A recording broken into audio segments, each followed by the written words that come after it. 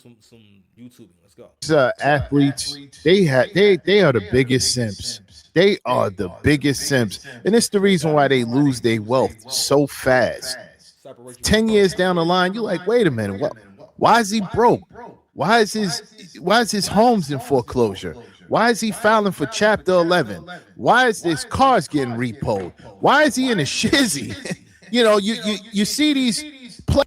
So I ain't gonna lie. So this is a kind of a commentary. I'm gonna tell you right now. This is not a Keisha friendly channel. This I ain't gonna lie, but he be like spot on with facts. So it's not even like he just giving his subjective opinion.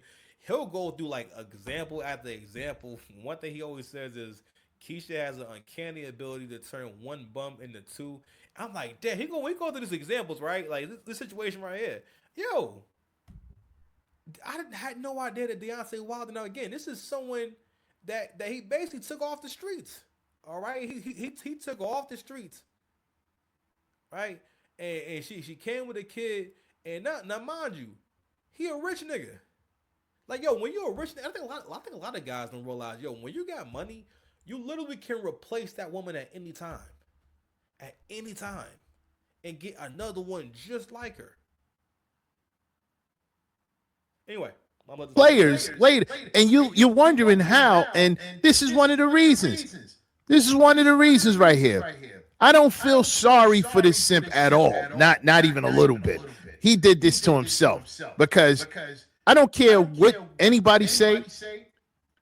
He at least heard there is no benefit to raising another man's child. He heard it from. I'm pretty sure he heard it from Black Men. He heard it from Brad. He probably even heard it from Hector. There's a lot of channels. There's a lot of spaces out here that talk about these things. So I know he heard it before, but he has this case of, yeah, I hear you, but that won't happen to me. And then it happens to him. And then it happens to him. Listen to this. I took the role of being your. All right. First and foremost, it's a lot of dark skin privilege going on right here. Matter of fact, is he big? Okay, let me see what we got. You know what? I'm forgetting that I don't have to click on the screen to see. All right, my bad. So a lot of shit about to go on right here. All right. First and foremost, no one told him. Matter of fact, she probably didn't even know that he had a will. No one told him that he had to put this woman's son in his will. Let me tell you though. Again, we have example after example of how much more deeply men love. See that is a financial investment. That person will get a boost up in life, whether or not that person squanders the opportunity that's given to them. It always helps that. It always is best for the family. That's another thing too. We need men to be at the helm and to be made to feel strong and confident because they won't think like this. If a man, how y'all expect men to want to be able to make money and ascend and be better if you make them think they ain't shit? And not even that, just to take it a step further, a lot of things that black men think is good is something that benefits someone else. He didn't even say. I mean, he didn't say. You know what? We've been together since he was 10 years. I don't know. Basically, explaining how they've been together for years and years and years, and and he raised him to a man. At that point, that makes sense if you're saying that. He just said, you know what? And damn, I gotta take it a step further. He basically saying that the box was so crazy. He like smashing this joint to a point. He just said, God, I love this shit so good. I'm gonna put your son in my will with my kids. I mean, shit, bro. At least the kids put in on it. At least the kids got some of your DNA. You're not gonna put them through no trials. That's another thing too. You want to get on my will? You gonna go through some kind of 12 labors, okay? You gonna need to change some oil. All right. You need to bring. Matter of fact, fuck that. You need to bring me a successful business idea. You need some. Matter of fact, gambling. You gonna have to be. You need to gamble on my behalf and bring me the winnings. All right. Listen. Find some bad Jones. I mean expensive ones too. Nothing cheap. I'm talking 1,000 a night. Find them and bring them to me every birthday. All right. You gonna earn that. You know what I mean? You're not gonna just. You know what I mean? Like nah, nigga. We gonna do like Jon Snow. All right, we're gonna Jon Snow. Nah, you ain't gonna just Jon Snow your way into the kingdom. Nah, nigga, gotta put in work. right? You don't got no blood in this. You understand?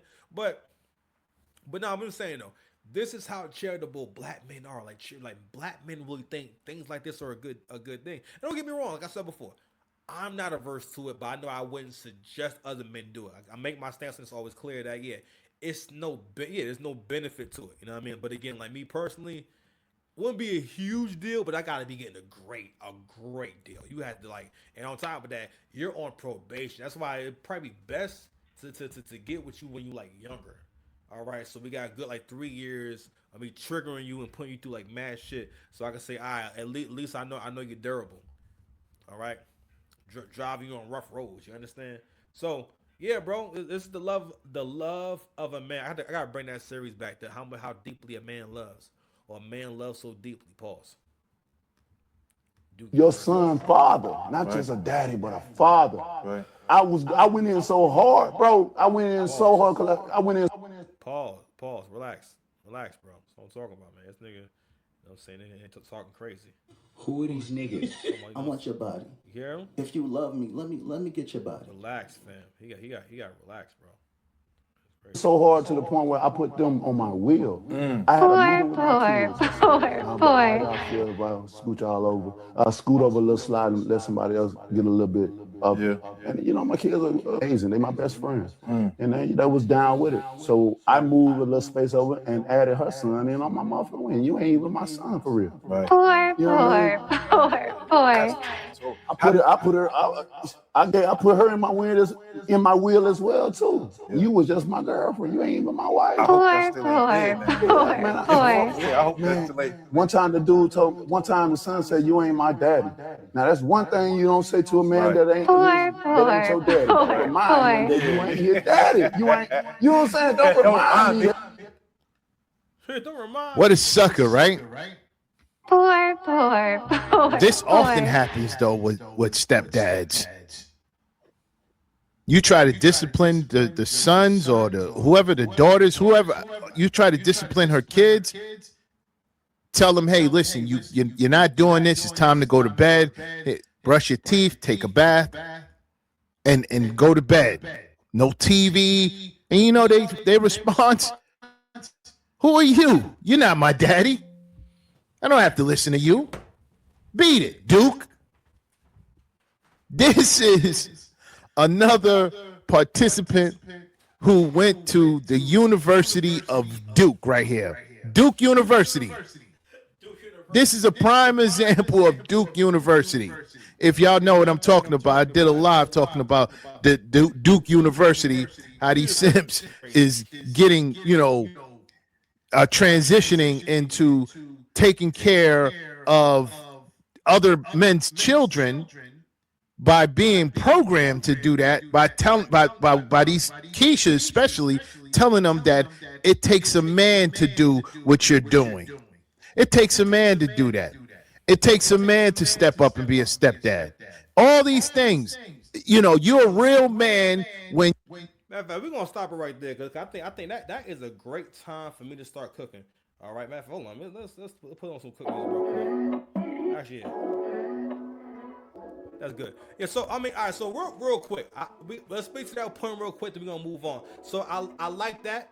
I like that. So what Deontay Wilder, what he was met with was that you can't cheat the system. Cause a lot of guys, what they'll do is, whether you have children or not, for the most part, if you want to have a good situation, because there's no way of getting around this right here. The whole reality of you're not those kids' fathers. That's why my policy is I would not ever take a woman serious that does not have a father that's involved to the point where I can at least have some time alone with the girl. God damn, you know what I mean?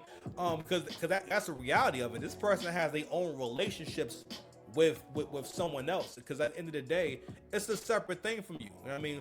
The best thing for you to do if you're dating a woman who has kids is look at it as, I'm a father figure. I'm here.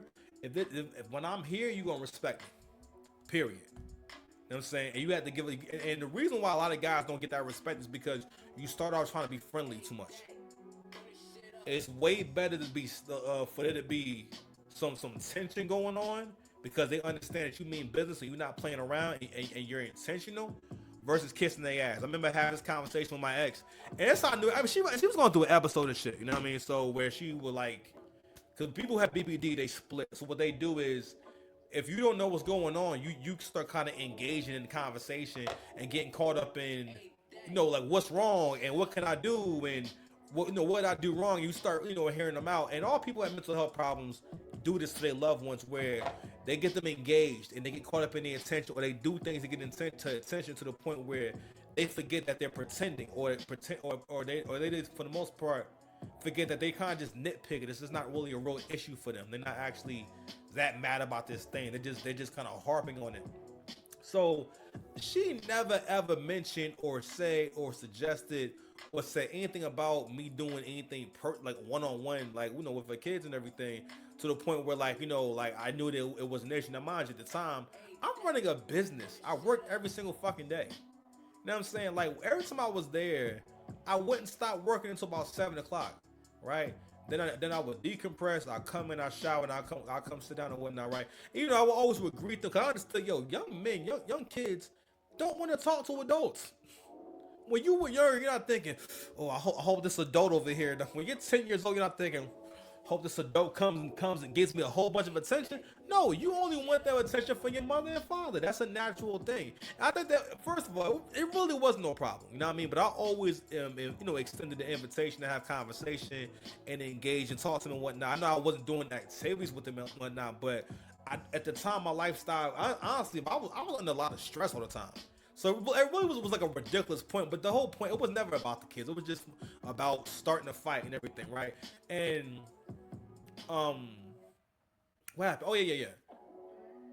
The reason why I brought it up in particular, and I'm gonna close out. There's like several things I could say about it. Then I'm not gonna stop saying about it.